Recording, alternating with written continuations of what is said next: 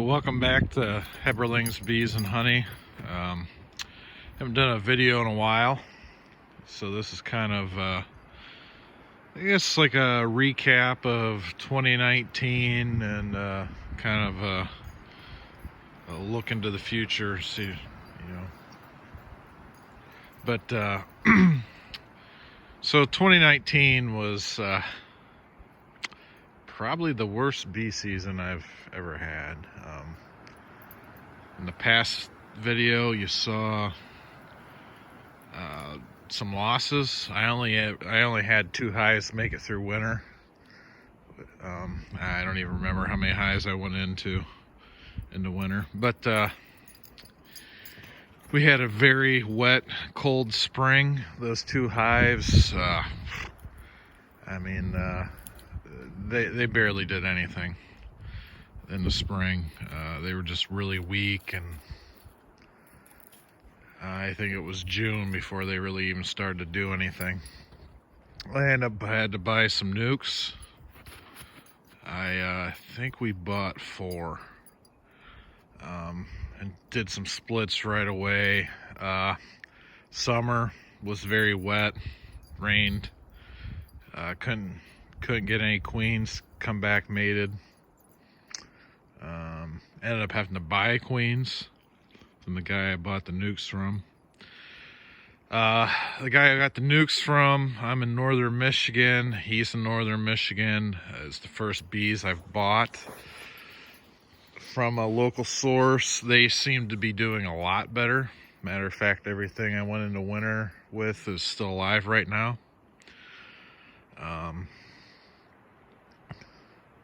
Still not out of the woods yet, but very happy so far. I end up requeening everything I had, or out of the 2, I requeened 1, and the one to the left of the styrofoam hive there is a queen I had from last year. Actually, after she got out of the June, got into June there, and she started brooding up pretty well. Changes that I made were, you could see there's 2 more hives over here too. Kind of studied up on the Michael Palmer method of beekeeping, I guess you'd call it, and kind of adopted that. So my production hives are 2 deeps with a medium. I wrapped them with that black tar paper and 2 inches of styrofoam on the underneath the lid there. I really think the black paper helps. We've had a mild winter this year so far, so it's kind of hard to gauge things. Also, a thing I changed was the way I treat mites.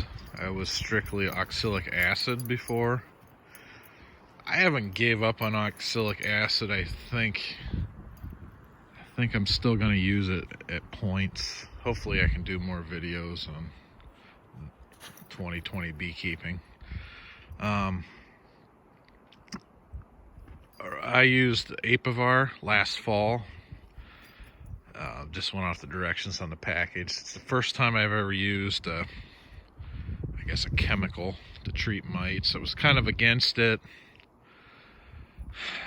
I still don't really thrilled with the idea of putting chemicals in the hive, but I'm also tired of losing bees every year too.